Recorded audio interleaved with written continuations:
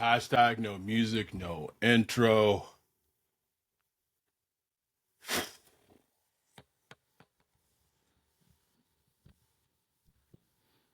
Man, we could do like a 2-hour episode.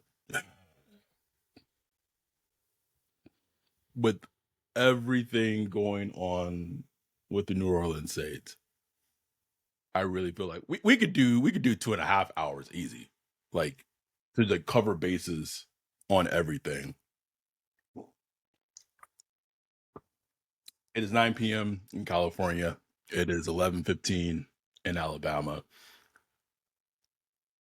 I can say that my Twitter has never every time I open it, bro, my mentions are just, and I'm not on the Ryan level. I don't got 13,000 followers. I'm not there. 20,000. Oh my God.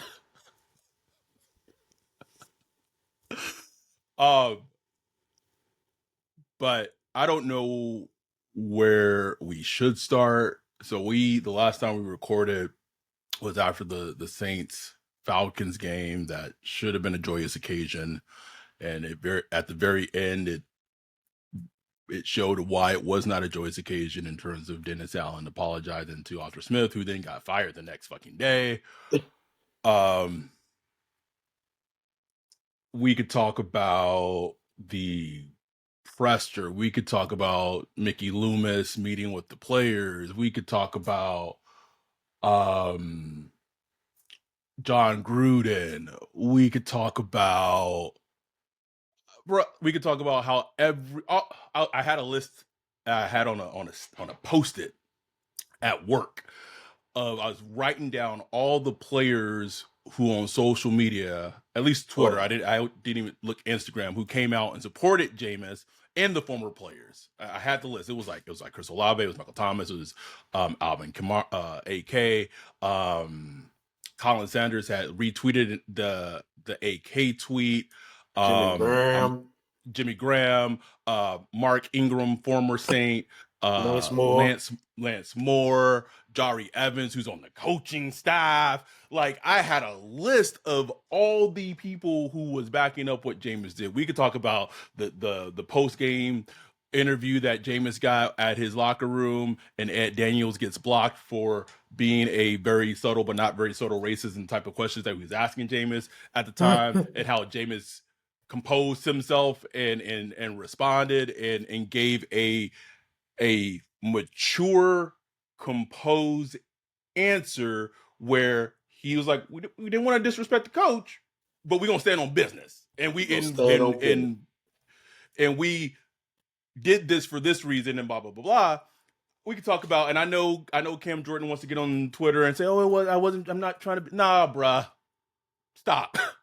the most tenured person on this team, he was drafted in 2011, so he has been in the NFL 13 seasons. Did I have that right? Was he drafted in 2011? Mm-hmm. Yeah, right. I'm not dumb. Yep. Has played 13 NFL seasons, Ryan, or I guess technically 12.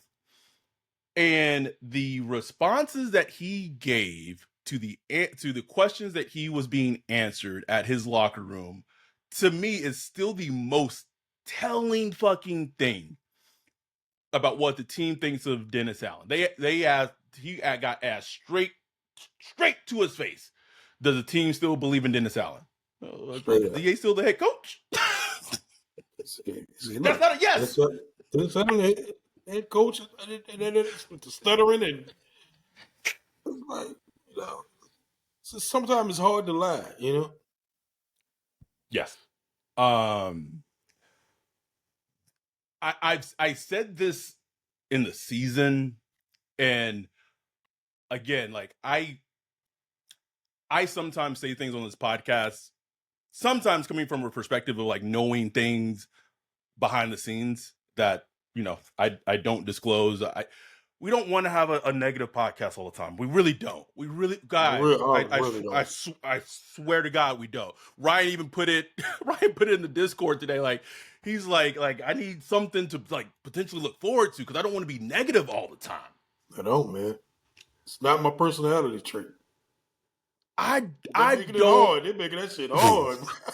I don't know where you find the sliver of hope right now with how the Saints are operating, and it's a Mickey Loomis problem, it's a Dennis Lachey problem, it's a fucking Gail Benson problem because she's not getting her hands involved. Like, we can come out and bitch about Dennis Allen all we want, like, man, DA just being DA, bro. Like, Yeah, just being dead, bro. That's the conclusion I've come to. Is like yep. it's bigger than him at this point. Oh And yes. here's the interesting thing. When you see we watch the media, people need to pay attention. Pay attention to media coverage because you're starting to see the narrative being formed, being cultivated, being It's put coming. together. You see the things about, oh, they finished strong. I remember Rap Sheet said the other day, like, things are looking up. They're keeping DA and things are looking up. Team finished strong. Went 1-4 out of 5. You saw the positive things about Derek Carr as he finished.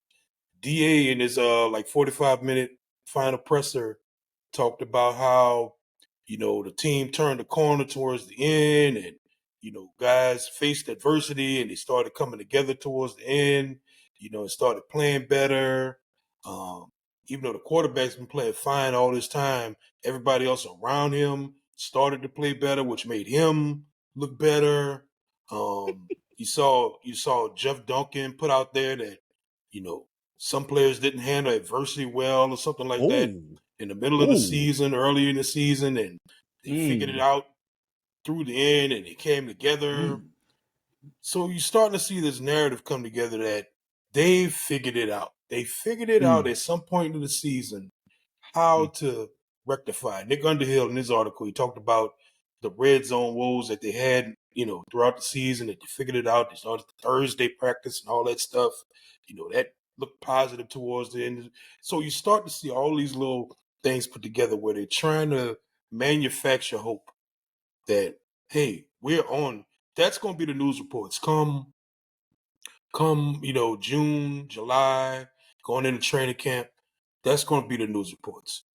Look at the left final quarter of this past season, and look how they started turning things around. Things are looking up. That's the Um. only hope they could find. Like there's no other hope they could produce. There's not a player they could draft, maybe a quarterback, but we know that's not going to happen. So Nope. there's nothing they could do.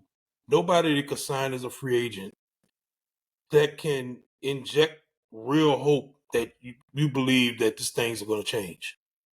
And to those like manufactured puff pieces that are coming out, my retort to that would be, well, okay, they out of the what the 4 of the 5 teams that they beat, and obviously the Bucks they won the NFC South. My retort to that would be, the team that won the NFC South before the season was predicted to be picking top 5 in the draft. Uh, the New York Giants are picking top 5 in this year's draft. Um, so it all goes back to this, right? You can manufacture hope all you want. If Dennis Allen's record has shown that he can't beat winning teams or beat good teams, then you like, what type of hope are you actually manufacturing? All you're manufacturing is that the Saints under Dennis Allen can beat shitty teams, but can't beat good teams. If you can't beat good teams, you can't be a playoff team, even in the worst in the division in football. But as they try to manufacture and create this hope, what they're also going to do coming up in the next couple of months is they're talking about these cultural tweaks. We're gonna change these cultural Tweak the tweaks. culture. Tweak. And they are gonna ship out talented players. They're gonna ship out talented players to show their support of their faith in Dennis Allen, because there are players on the team who, I mean, when you work at a job, bruh, and you have a shit boss, you see right through your shit's boss shit all the fucking time. This is Yes. no fucking difference. They're gonna ship out more than likely Marshawn Lattimore. I think there's a good chance that Taysom gets shipped out. I don't think that that's a cultural thing. I think that's a like a money contract thing. But they were trying to trade Taysom prior to this season. So like you're gonna potentially ship out these good players to just justify having a head coach that in 4.5 seasons in the NFL has never taken his team to the playoffs. And going back to the whole DA person thing, like I had to cut it off, bro. I had to cut it off. Once it was a question asked about Derek Carr, and the 3 answers he gave about like why Derek Carr is playing better towards the end of the season was he said 1, he was healthy, 2, the offensive line played better, 3, the people around him played better. So you telling me with a straight fucking face for 17 fucking weeks that everything bad and wrong that was happening with Derek Carr was everyone else's fault? Like, and he said the health thing. My question to that was like, well, if he wasn't healthy, then doesn't that fall on you as a head coach? Because wasn't you putting him out there when he was having multiple concussions and he was having all these health injuries? Like, I get a player wants to play, but you're the coach, right? You're supposed to want to lead the team. Oh, wait, the team had a mutiny on you on the field on fucking Sunday, so you ain't leading shit. Exactly. So what? And then he went on to say that he thought, the criticism on Derek Carr was unfair this year. I had already cut it off, Brian. I couldn't do it. I had already cut it off. It's like, I mean, you can argue the Bulls were unfair or whatever, but come on now, they weren't unfair. He's what a 10-year vet. Like this is not a rookie or a second year quarterback. Like you signed him to a 4-year contract where he may get paid $150 million in 4 years. You cannot tell me with a straight face. And man, this is where because I saw some quotes from the presser, like he was talking about like Zach Bond, and like they're like, oh yeah, like he played well, and maybe potentially we'll look at like going away from the prototype, but we're probably gonna still stay. It's like, what are y'all doing, bruh? Like the comment he made on Trevor Penning that I read, like almost knocked me out my chair, bro. He said like something about player development has to do with playing time. I said, get me out of here, bro. That's the dumbest thing I've ever heard in my life. I wanted to find that. I wanted to find that in the video, but I couldn't find it because I wanted to know if there was a follow up. Like, well, doesn't he have to play to have playing time? Like, doesn't he have to get in on a jumbo set? Tackle eligible, something. He reporting, bro. Can he report, bro? Can Trevor Penning report? This is as bad as I'm trying to be composed because the wins and losses, like that shit don't bother me, man. But like knowing everything that's going on, and like if you're a GM of the team and you have to have a conversation with your players, the perfect analogy I can think of is like if there's a substitute teacher and they got a classroom, the classroom don't respect them, so the substitute teacher goes run into the fucking principal saying, I can't deal with these kids out of control. So then you got the principal fucking walking down and going to the classroom and talking to the kids and saying, hey guys, like what's going on? Like what, like that should tell you something. That should tell you that if there are leaders on the team that are telling you how they feel to the best of their ability, like this is as close as they've been, like Saints players have been able to voice or show any type of like where I'm looking for opposition, like opposing DA, that they can't. Like they're not going to go on Twitter and just go on a tirade, but this is as close as they can do to show what they think. And for Mickey Loomis to just be like, nope, don't see it. I picked DA and DA has to work, and because if he doesn't work, then I look foolish. Like why? Like the Falcons just fired Arthur Smith. Can we talk about the Titans firing Mike Vrabel today, bro? He took the Tennessee Titans. He took a Tennessee Titan team, coached them that they were overachieving team to the AFC fucking championship game. They were beating the Chiefs in the playoffs before Patrick Mahomes decided he's Patrick Mahomes and put the team on his back and brought them back. But like, do you like the optics? Like this, that's the thing for me, bro. It's the optics. You have the Titans firing Mike Vrabel, who, to my opinion, he shouldn't have been fired, right? Like sometimes you're just gonna have a bad season, right? Fires him, and you are staying with the head coach who, yes, he finished 8-7 this season, but he didn't make the playoffs. He didn't make the playoffs last year. And he was a disaster. No, sorry. The disaster in his tenure as the Oakland Raiders head coach. And you're gonna try to like justify it with the easiest schedule with like almost no major injury concerns until like mid-season. They aren't looking at any of that. They're not looking at nope. The injury, the schedule. Because hey, look, you got to play your schedule. The schedule is what you get. You got to play it. They're not looking at that when, I've been saying, if you want to judge your team, you have to judge them against the good teams.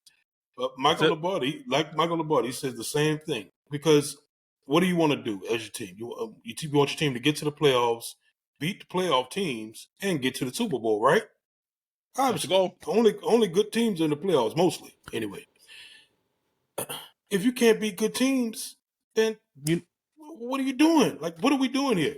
I was looking at stats today, just curious, and Saints are 7th in point differential in NFL. It's good.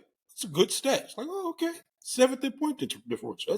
That's nice. I think it was they're plus 77 or something like that. It's a good stat. No matter where you cut it, it's a good stat. But then you look at it, you look at every team, the top 13 teams, all of them are in the playoffs except the Saints. With the top 13 teams with the highest playoff differential are in the playoffs except the Saints. So that shows you the deception, Ryan. This shows you the deception within the stat. Like, yeah, you got a lot of garbage time points. You got a lot of blowouts of bad teams. But when the proof is in the pudding, when you got to face the Rams, when you got to face Green Bay, when you got to face even the Vikings, the Jags ain't even out the playoffs. The Vikings with Josh Dobbs, who was not starting at the end of the season, Ryan. When you had to nut up and put the proof on paper, you couldn't do it. You couldn't. The only game. That's what Loomis. The only game that they did, and at that point it was maybe even too late, was the second Bucks game. Because I thought going into that game they had no shot, but they put it together and they were like a prideful team and they showed up. But they showed up. And as we saw, like, I mean, the Bucks barely beat the Panthers, bro. Like it was. They win 9-0.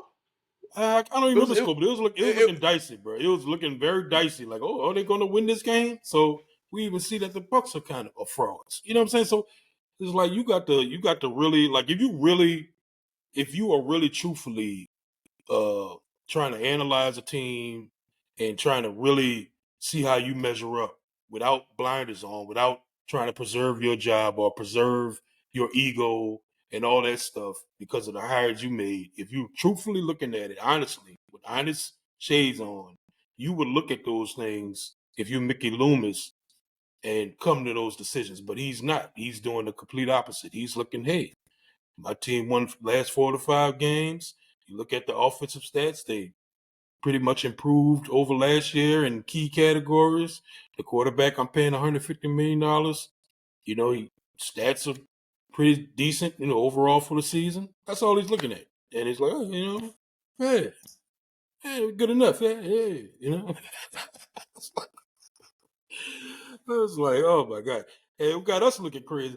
Trying to make fans look like we just tripping. Like we just wild. Right. Like we just like, oh, y'all just being unreasonable. Like, what is wrong with you? This is what the Saints are doing. And this is what they're doing. And then they're also trying to have the media do it to fans too. They are trying to gaslight the fuck out of us right now. Yes, absolutely. And I think that's a factor in it that makes it even more infuriating because it's insulting our intelligence. It's what it Exactly. does to like the fan, Exactly. right? Like don't like if you just I would even have a little more respect if Mickey Loomis just say, listen, I understand that fans want change for Dennis Allen, but listen here, Bob, and like list it out and just like be upfront about what. But like this whole gaslighting shit, this whole thing about like the culture and this whole like all like we're not dumb. Like we are not dumb. When you have Lance Moore saying exactly what DA should have done when Arthur Smith approached him at midfield, echoed almost word for word what we had said on the recap pod. Like Word for word, bro. you go out, if you're a leader of men and that you are the head coach of the football team, you put it on yourself. You never throw your fucking team and multiple players of your team under the bus. So the team and organization is trying to gaslight us, but then they're going to call us poor and say that we can't afford going to the games. Ain't that some shit, bro? It's that crazy, that is bro. that is some like legit abusive shit. Like if you just break it down, remove like sports fan, remove like sports team.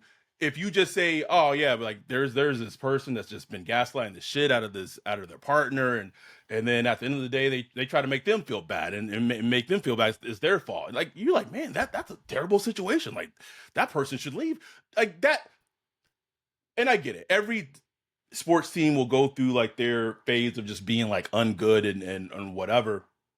But me getting the text message today from a good friend saying that the Saints have essentially become the Oakland Raiders.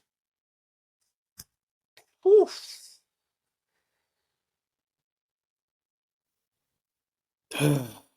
That's what Oof. it's like Mickey Loomis looking at the 14 Raiders like, I want to be like that. Like, Right. I want to even throw this to you. The crazier part is that every time someone would bring up DA's Oakland experiences, everyone was like, oh, that was a terrible ran organization, and they had all these cap problems, and they had like shit players, and blah, blah, blah. All of these excuses for Dennis Allen, right?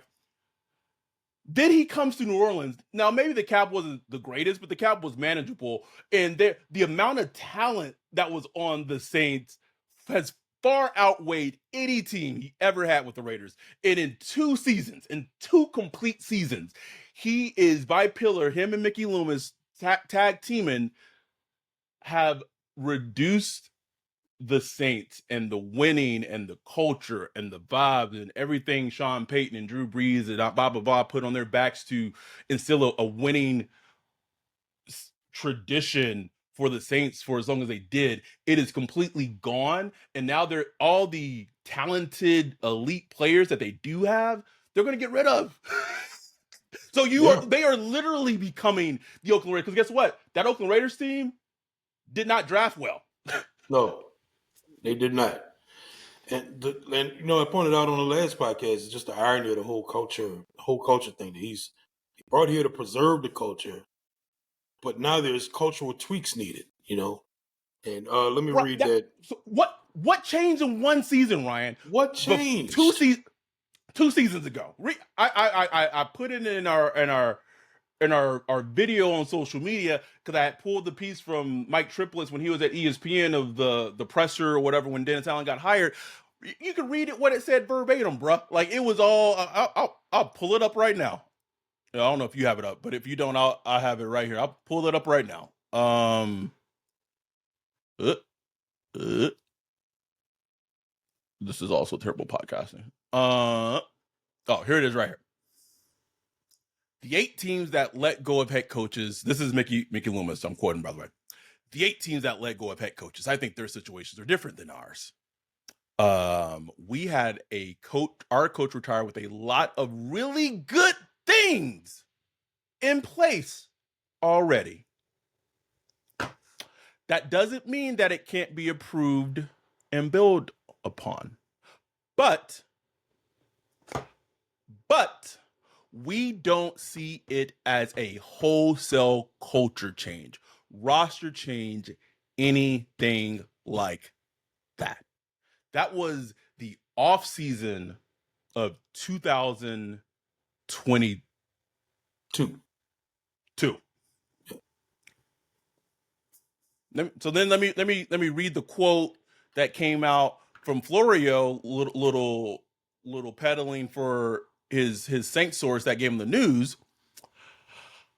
The Saints are confident that their fortunes will improve with enhancements to the roster, along with some cultural tweaks. Cultural tweaks. So, but that doesn't mean it can't be improved and built upon. We don't see this as a wholesale cultural change. So then, what fucking changed? Please tell me, Mickey. Mickey, tell me. Tell us. I know you listen to Mickey. Like you can DM, you can send a DM. Like, give it to Greg Benzo. What changed? Tell us, whatever. Oh, Greg ain't talking to us for shit, bro. I sent a nice professional email to Greg. We didn't hear shit back from him.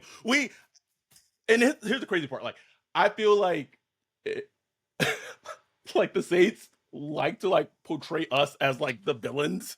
Like we're the Saints Block Party podcast, where we're the villains of like, because of all the vitriol that we spew. Like, what vitriol are we spewing? Well, those are direct quotes. And then Jeff Duncan put this out today, and this is Jeff Duncan, so it's just spoon-fed bullshit. Some segments of the Saints locker room splintered when adversity hit the season. Team officials are evaluating how that happened and what should be done about it.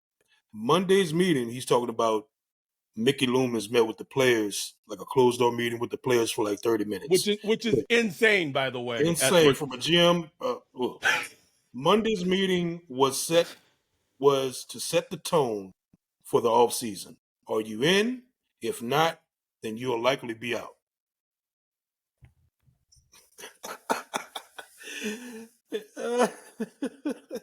And Jeff Duncan, according to multiple players, said it was a positive. They came out feeling positive about it. Really?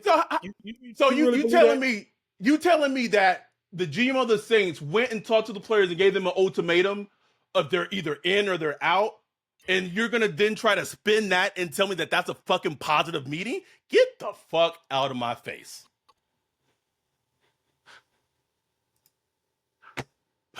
Like they want us, like they want us to believe like the players left and we're just like, oh yeah, that ultimatum is always a good thing. That's always gonna work. It always works.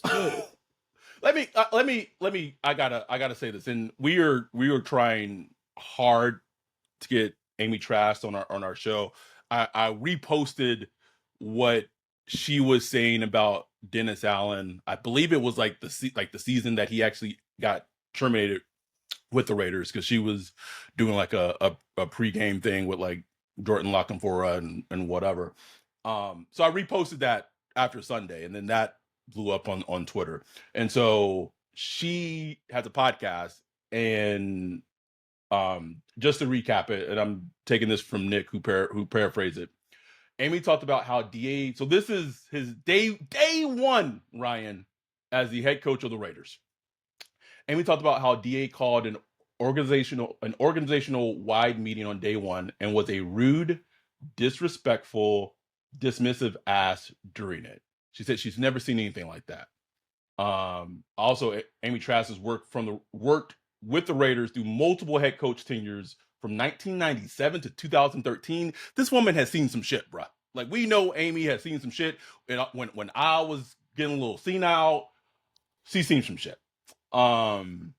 She said that she thought that Dennis Allen might learn from his first head coaching job, but after seeing what happened on Sunday with the whole Jameis situation, or not even Jameis, the team going against him, she said that he hadn't changed one bit, and she wasn't surprised at all. Amy Trask, it was the Bengals Rams Super Bowl. Someone sent it to us and we posted it. She was doing a press game for that, and I don't even know how Dennis Allen got brought up for that pregame, and she pretty much said that he is he doesn't have leadership skills. He doesn't players didn't believe in him. Yep. Players didn't vibe with him. He wasn't a leader. This woman for years have been telling you, when someone tells you who they are, fucking believe them. I really suggest people go listen to the What the Football podcast Yes. with Susie Sorry. and Amy. Yes. Because I mean, you just got to listen to her tell it, because this is somebody speaking freely that's worked with the guy, and she said she gave him the benefit of the doubt. Poor opening meeting, okay, what have you, it happens.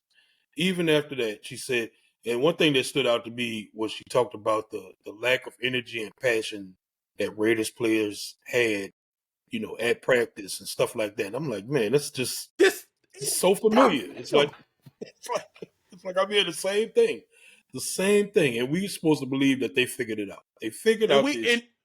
And the crazy thing is, we saw it how many times this season in games where they came out flat. Bruh. Flat. So many times. In key games, big important games. Big games.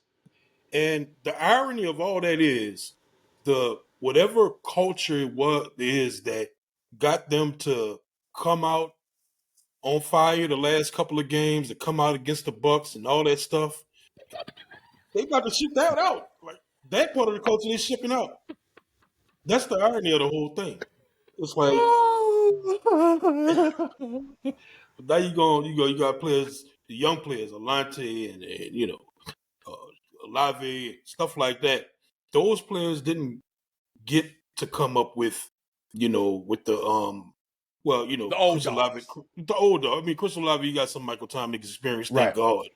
But right, he about to get shipped out. You know what I'm saying? Like, how's that? Like, you say, okay, here's a great leader for Chris Olave, Michael Thomas, da da da da da. We about to get his ass out of here now. So what example does that tell you? Here's something that's been on my mind, and I haven't asked about it because I don't know. It's one of those things like that life lesson, like don't ask questions you don't want to know the answer to. I have not reached out and touched base to see like what the probability of a Chris Olave trade happening this offseason. But like, would it be surprising, honestly? Not to me at all. At all, bro.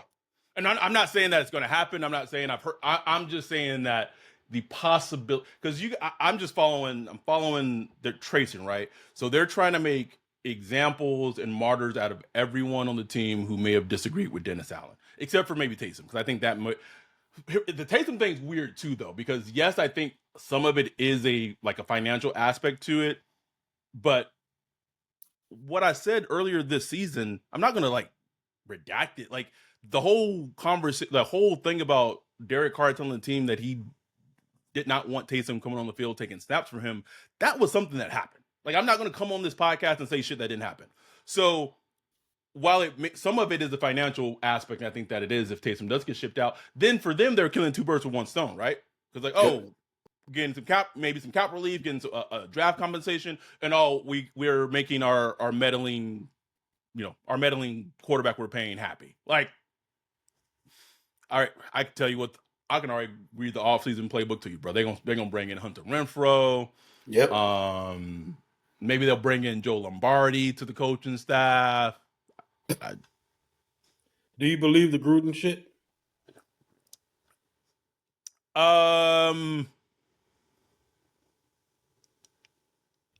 Here's my thing.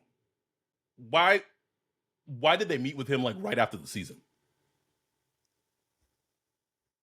Of all the things that probably was pressing to do after the season that they just had, one of the first things that they go do was they go fly to Florida to meet with John Gruden.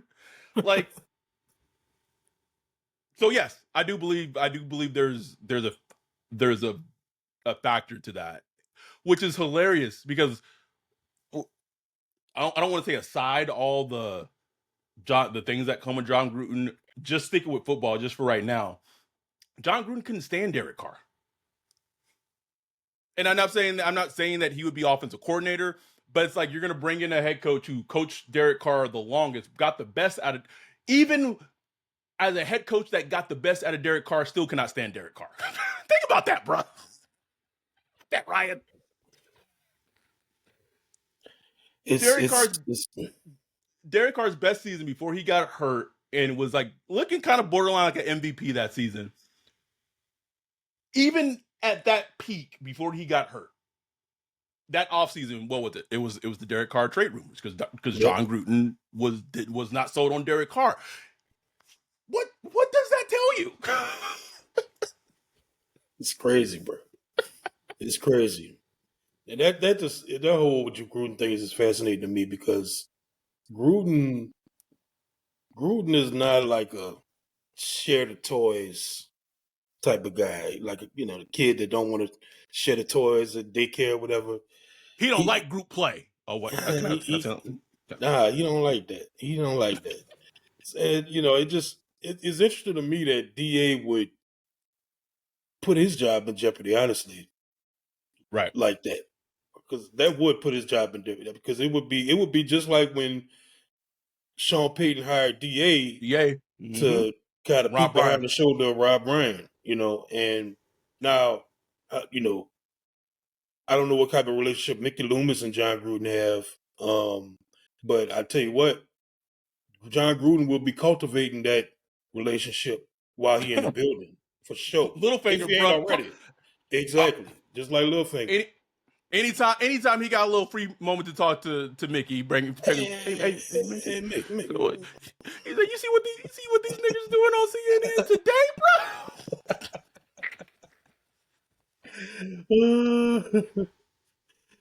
Listen, emails, bro. It makes sense to me from this perspective. Going into next season, this is assuming, I think Dennis Allen knows he's on borrowed time if he does not produce. Right? So he's a desperate individual. So if it's like, even if I'm bringing in someone like John Gruden, who may try to wade the waters and try to steal my job, if it leads to the team winning, then so be it. But that's all that. It's the same pattern though, right? There's this desperation to win. Dennis Allen also showed us who he was as soon as he got hired, and then they went after Deshaun Watson, right? It's the desperation to win. And he knows he is going to be under a microscope starting next season. Not that I don't want to poo-poo it, but when you got the city trying to put billboards up to fire that man, bruh. And the thing you talk about, the desperation to win, it's funny because it doesn't seem like he knows how to win. You know what I'm saying? What he views as how to win is bringing in a certain player, this or that. It's so bigger than that. You know what I'm saying? It's really drilling down to see what's the issues with your team. You know what I'm saying? And I just don't think he has that in him. You have to. You texted me this last night. Assuming you were watching the national championship, and you were just like, man, it's crazy how when Jim Harbaugh goes to a team, you and you see and you can tell it's a Jim Harbaugh team. You can tell, bro. So I made the little analogy when we did a little preview for the national championship. I said it reminded me of the Saints and it reminded me of the Niners. Just the styles, bro. High flying offense, just rugged, tough, physical defense. And that's essentially how the national championship played out, except for, the Huskies didn't have Drew Brees because he made up for so much of that team when that game happened. Right. When you play against a Jim Harbaugh team, you know what to expect. You play against a John Harbaugh team, you know what to expect. You play against a Mike Tomlin team, you know what to expect. I was going to say the Bills, but they're a little too up and down for me. But if you're playing against a head coach, a Mike Vrabel team who just got fucking fired, Mike Vrabel might have not the best defense. He may not have all the players on defense. That team going to be physical as fuck, and they are going to be tough, and they are going to try to bully you all game. Dennis Allen got to win 31 straight games to get to the same winning percentage as Vrabel. They played about they both coaching about the same amount of games, like 60 games, 61 games. This guy got to win 31 straight just to match Vrabel. Who got fired today? Got Can fired. we also talk about the quarterbacks that Mike Vrabel has had in his Titans tenure, bro? Come on, man. So when you have a head coach that's worth the salt, they put their imprint, they put their identity into their team, into their organization. It's a trickle down effect. It's a top down effect. I don't know. I'm trying to say all these corporate jargon words. Hopefully, Mickey Loomis can fucking get it through his fucking thick skull. But it is a way that you're like, oh shit, we playing a physical fucking team. What is the identity of the Saints or the Raiders under fucking Dennis Allen? He couldn't answer that. A loser. Catherine Terrell hit him with our question, with your question. Yep. What has the team done better? What have you improved on this year? And he hit him with that little. Well, take the ball away. Take the ball away. Take the ball away. That's everyone's first go-to, bro. Get takeaway. Okay. What else? He was struggling too. He was like, damn. Like, yes, nigga. Because yeah, I know, but that's why I've been asking it all goddamn season. He was like, we went 9-8. 2 more games, one. That's what he said, bro. And the way he said it, bro. Oh my god, I hated that. Oh, bro, I could not watch that person. I was done. I was done. This is hell, man. This is purgatory. It's not hell. It's purgatory. It's purgatory. Hell is going 2 and 14, 15, whatever. You know what I'm saying? That's hell. But purgatory is like you're stuck in this wilderness, in this abyss. That's why I would. You said hell is like going what 12, like 2 and 15 or some shit like that. Like to me, that's not hell because if you go 2 and 15, then in and of itself you're increasing your ability to change the franchise with the franchise quarterback if you get that pick right. And the head coach at that point don't matter. Like if you can get that, like at least there's more hope picking top 3, top 5 of changing the franchise like long term. But to me, and it's not where like the team is like the wins and losses. This is hell because of the entire operation of how the front office is doing things. Right. Exactly. This is hell because the main reason, not wins and losses, none of the shit in the locker room. The main reason that Mickey Loomis is not going to fire Dennis Allen is because he can't admit that he got the hire wrong. That's hell. Because then that means that the players are suffering. The players that you draft and that you're paying money, and I say suffer, I mean they're getting paid very, very handsomely. Let's get that right. But like if you go from if you're working for a great supervisor, like the best boss in the world, he may be a little crazy, he may be a little psycho, but he got your back, that he's going to get the best out of you. You go from that, you just start working from a dude who doesn't know two shits. That is depressing. I can guarantee you. I would love, and I know he's not the type of person. I'd love to get AK on the pod, bro. Just because for someone who is as football intelligent as he is, to go from Sean to DA, and I get DA, but he's a hell, bro. Hell. Like, bro, I listen to DA pressures, bro. He don't even sound competitive, bro. Don't even, bro. It's just so like to me that's where the hell comes from. It's the blinders over the organization's eyes. Right. Exactly. And look, I'm saying, we ain't far from hell. It could get real ugly very soon. It could get real ugly very soon, bro. And you're going to have the same. And here's the thing. I could see if we was a middling team and we got 40, 50 million in salary cap space. Team is maxed out to the max, beyond max. Like they maxed out like they about to go to the Super Bowl. No, we are so far from that. And that's what's really. And you know what I was thinking? I was like, man, I really love that the players did that in the Falcons game.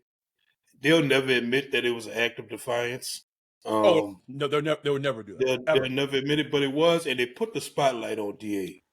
You know, from a Yep. national perspective, because nobody was talking about DA from a national perspective. It was Nope. so annoying. I'm like, but y'all look at this dude, and they finally put the spotlight on him. And look, a lot of people are focusing on Jameis Winston, Shannon Sharp, and Rich Eisen, and all of them. It's like, oh yeah. Oh, But did Rich Eisen say something? I didn't. I didn't listen. I know he had like a big rant about it, but I didn't really focus on it. But it did. Everybody that's smart enough looked at him like, yeah. Jameis shouldn't have done that, blah blah blah. But damn, the team deciding to do that, and DA, it's like, ooh, that something ain't right. Like something ain't smelling right in the kitchen over there. You know what I'm saying? And I'm just glad that that's out there now. That's out there, Yes. and and then we know the Saints. Like much as they like to be like, oh, we don't pay attention to the outside. We know that's all they do. They All they fully do, bruh. believe in perception. They are Bruh, all they about got they perception. got to have like a whole department. Like they got two people just they. I know it's a job fucking description on the paybooks, bruh. Oh, man. Perceptions investigator. But yes, I'm glad. And here's the thing: anyone who got asked about it, Jameis, Eric McCoy, Cesar Reese, they didn't deflect from it, bro. They No. legit, yeah. And then I kept seeing like, oh, well, if they were gonna do that, then they shouldn't have done it at the victory formation because that's kind of cheap, and they should have. And I said, and I was like, dummies. Even like Mitchell Schwartz, like, oh, dummies. The only way that it was going to work was to do it after the victory formation, because if they would have went out and like audible to like a regular play, the With Saints still had timeout. timeouts. Yeah. DA would have fucking taken a timeout and then sit Derek Carr out there, and his happy ass would have kneeled, even though he doesn't like kneeling. So the only way that would have worked was it to be done how they did it, because it wasn't it if it was a clear yes, he's told us not to do this, we still doing this shit anyway. And if they had went out Exactly. there in a regular formation, then that wouldn't have happened. So can we get past the whole victory formation? Can we get Please. past how it was cheap that the Falcons? Can we just put Jimmy Graham in the Saints Hall of Fame just right now? Please. Like Right now. I need Right him. now. I need him in it right now, Ryan. Right Fuck now. the Falcons. Why are we trying to protect their feelings? Why? No, Why? I mean, the Saints head coach is trying. The Saints head coach is trying to protect the feelings of the Atlanta Falcons, Ryan. What? I still can't believe it. I can't believe that video. I keep watching that video, bro. No grown man walking to me cussing me out like that, bro. It's not happening. It's not happening. And then I'm gonna be like, "Hey, man, hey, relax, Hey, buddy. That was on bro. them, man. Like it wasn't. I didn't do Bro, that anything, bro. wasn't me, bro." Rizzy Supposed like, to be a leader, man, bro. what's down? Let's go. Thank you. Let's go. Let's get it on. Like, come on. That's what a head coach like. That's what a leader does. Like even if listen, to be fair, like I kind of understood where like a little bit where Arthur Smith was coming from, and so I understood why he was upset. I mean, dude, But like job, he knew his job was done, bro. Like I completely understand his feeling. I completely understand it. Like, man was stressed, right? Man was stressed. It just real victory formation time. I completely understand where he was coming from. I get it. Even if he was in certain ways justifiable, for Dennis Allen to cower. Also, keep in mind this, like that clip, like everyone saw that. So not the team already. Most of the team I wouldn't say most, but a good part of the team already doesn't believe in him. Then you see him getting bitched by the opposing head coach, who also lost his job the next day in front of all the hoes, and you want to try to ramp me up to go out and put my body on the line and get CTE and play football. Yo, get the fuck out my face, bro. Please. Out. Get me out of here. Please. I can't, bro. I can't. Oh my God. I I'll we'll leave it at that. Like I said, we literally we hit the 50-minute mark. We literally could go on and on and on and just it's just out in this, and I'll say like this team, let me rework that. This front office has really taken like the hope out of hope season. Like when a season ends, there's like, oh, maybe like let's see who the free agents are. You know, get a We picking. defensive man. Maybe get a little running back. Oh, also, can we? I completely forgot this from the DA presser of him like basically calling like Cam Jordan washed and old as shit. Which listen, he might be, but to do that in front of the he just I can't vibe with him, bro. I can't stand that man, bro. But like I can't even get excited. Like I'm like, maybe like we should I think we still might follow through and do the Saints Block Party podcast second annual draft party. A big reason is like we got like 15 Patreons when we did that party, bro. So we might just have to do it for financial reasons, bro. But like I can't even be excited to like about the draft, bro. I can't be excited. I'm trying, man. The only thing I'm like, oh, well, maybe like because all these quarterbacks and like all these like these edge rushers and receivers, maybe someone like Brock Bowers could fall to 14, which I could potentially see. And I'm like, that point, I'm like, because at that point it's like you drafting for the future. You're not drafting for anything regarding this regime at all. I can't even get excited about potentially them drafting Brock Bowers for one of the best tight end prospects that's ever come around. It's sad, man. It's so sad. Got the Senior Bowl invite. I'm like, unless I can get my hands on Loomis again, bro. Bro, I would tell Jay, I say, hey, I gotta go. I'll be back, but I gotta go. I don't know. I have an even better question for you. Do you think there's any changes coming offensively? I don't know. It's Pete go get. Because here's my thing. Like, okay, Gruden, okay, but like, do you really want to? You said there was all this progress with the offense towards the end of the season. So mess around with the continuity. Yeah, like, do you really want to do that? Because Pete was a good scapegoat through most of the season, but oh man, they was ringing that scapegoat out hard, bro. Can we just give?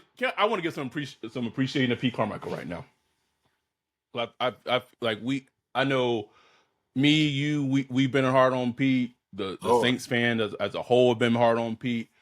I think I realized, I think it was like after the Texans game when I got some news of like overall Pete's been fine. And a lot of the things that happened this season, a lot of them, like at least specifically earlier this season, was not Pete's fault. That was a lot of like Derek Carr trying to freelance and trying to look like he was like Patrick Mahomes and just changing the plays and changing and all that. And what was called was not being ran, and then what he changed it to was not being communicated. And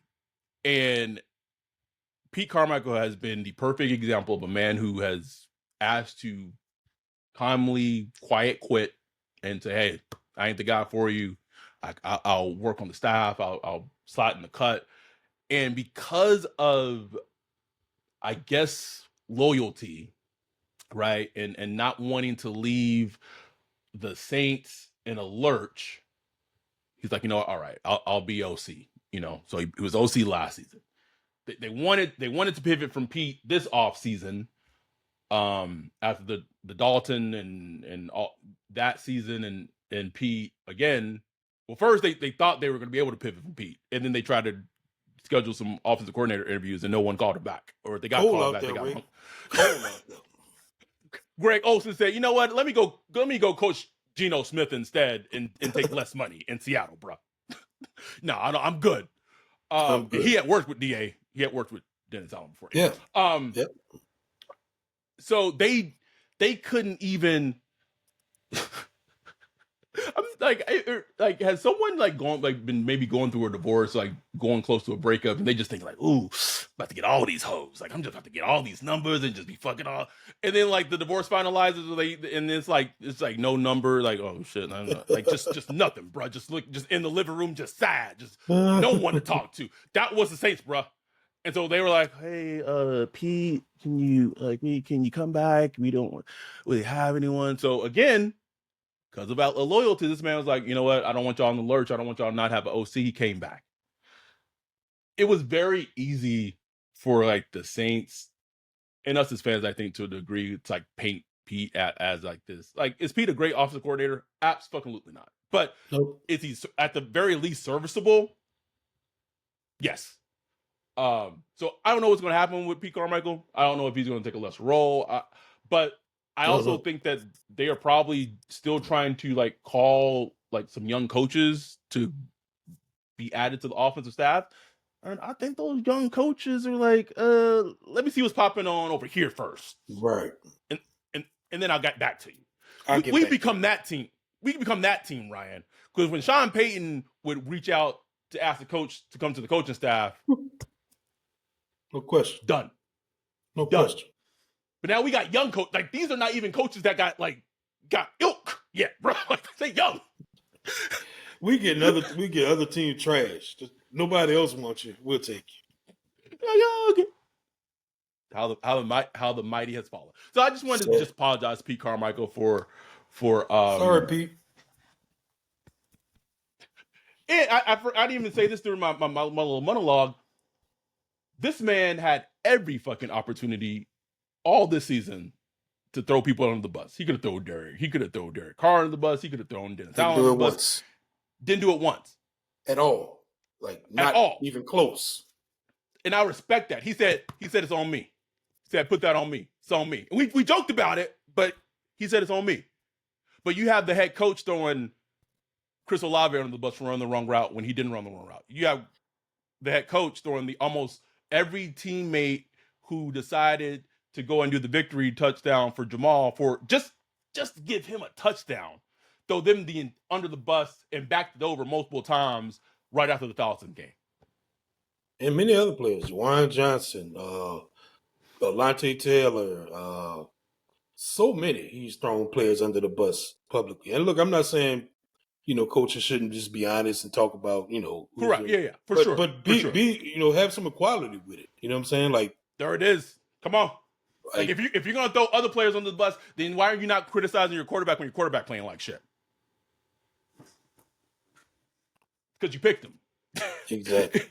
And you know that if he looked bad, that means you look bad. So you're gonna do everything that you can to just, it's everything else. That's not Derek Carr. It's not Derek Carr. It's not Derek Carr. One last thing before we go, because we hit an hour.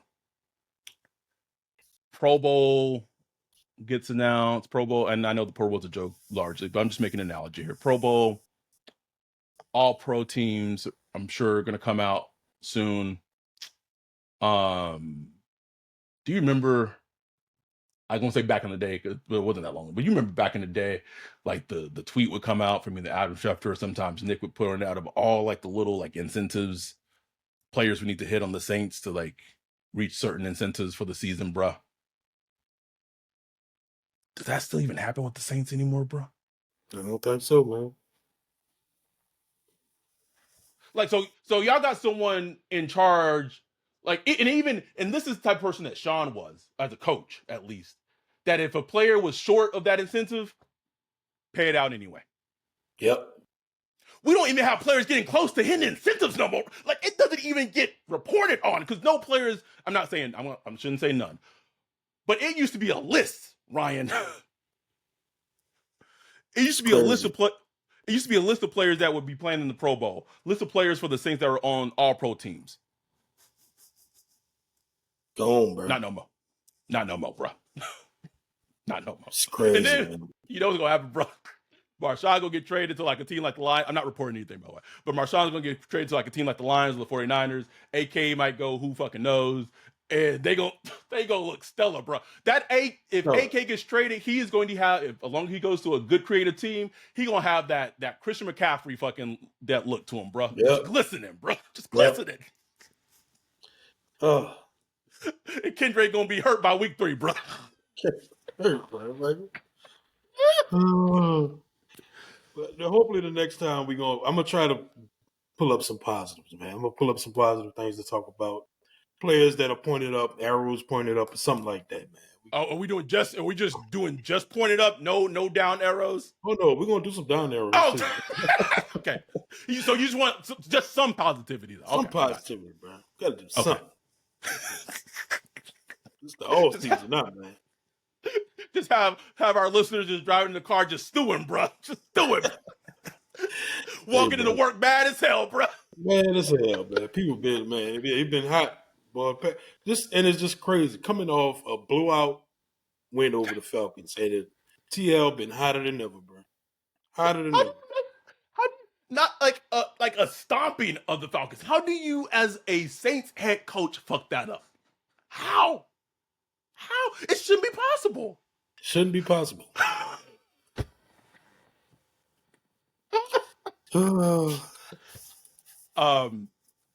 But we wanted to get this out there because we just want, like, we didn't want to wait too late during this week. We just wanted to get it out there, and everything. We are gonna be having our YouTube live show this week, but to know when it's going to be, you either have to be a Patreon or at least subscribe to our YouTube channel. So please subscribe to our Patreon. Subscribe to the Patreon. Just $1 a month gets you in there. You can subscribe to our YouTube channel and you get the notifications as well. We know when it's going to be. We're going to put in our Discord when it's going to be as well. But it's the off season, so we kind of know what the ebbs and flows are when it comes to the off season. So sometimes our listenership goes down and things like that happens, but please trust us and believe us. We are going to be putting out a weekly show and doing a 30-ish minute episode live show on YouTube every week. So we are still here. If things are popping off like free agency and stuff like that, if there's breaking news, and I think people should prepare themselves for like a lot of breaking news this upcoming off season, bro. Like, I think it's going to be we will obviously do our emergency podcast as we've done in the past and things like that. But yeah. So enjoy life. Like, I know listen to this podcast, people are not going to be like excited, but I will say this, right? I thank God I emotionally disconnected. Like, thank God, man. Like, I could not imagine how I would be right now if I hadn't knowing everything I know. That's what's going on. I'd be wanting to fight someone every day, bro. every day. Thank God. Thank goodness thank God. That. And if this can't help, like, if the no call wasn't it, if this can't help you get past like that, like just keeping that like separation of like not letting what the team does like affects your emotional thing. Like, to me, like all the stupidity that they're doing, like I'm just like, all right, like we'll see what happens in a season or two. DA will likely be gone. Maybe Mickey will be gone. Like, maybe not. Maybe, but like, it is what it is, man. So thank y'all so much. We know we went long, but we just had a lot to talk about.